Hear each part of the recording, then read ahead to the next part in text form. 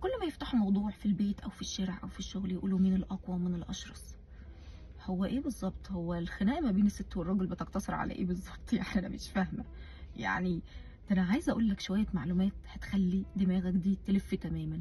تعالى بقى اقول لك على المعلومات، الفرق بين الراجل والست ومين الاقوى ومين الاشرس. تعالوا. اول حقيقه، جلد الرجل سميك واقوى من جلد المراه، فبالتالي المراه بتظهر لها تجاعيد.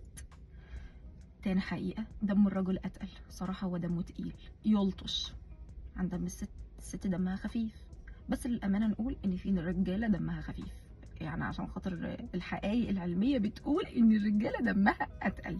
ليه؟ بسبب زياده نسبه 20% من كرات الدم الحمراء عندهم، وبالتالي ان الرجاله بيتنفسوا اكتر من الاكسجين، فبالتالي دمهم تقيل عن الست. الحقيقه الثالثه بقى بتقول لنا ايه بقى؟ ان الرجل العظم بتاعه اكبر من عظم السيده. رابع حاجة وأهم حاجة إن طبقة الدهون عند السيدات أكبر من طبقة الدهون عند الرجالة.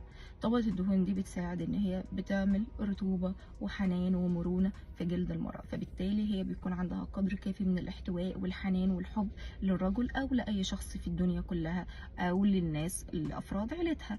فبالتالي المرونة وطبقة الدهون اللي بتتفرز دي بتعمل لنا وبتدينا طاقة، فبالتالي الطاقة دي بتدينا باور اكتر واكتر، فبتخلينا اكثر تحملا عن الرجالة 1000 مرة. يعني قدرة تحمل الست اكثر من قدرة تحمل الرجل. فدي اخر حقيقة، وبيكون واضح على فكرة ان الست اكثر قوة عن الرجل، لان هي اللي بتكون مسؤولة وهي بتكون عندها التزامات كتير وهي بتكون يعني شايلة كل حاجة، بلس مستقبلها وحياتها وكاريرها. يعني هي الست دي بتعمل كل حاجة. عايزه اقول لكم في النهايه ان الرجل عظمه ناشف والست طاقتها ما بتخلص.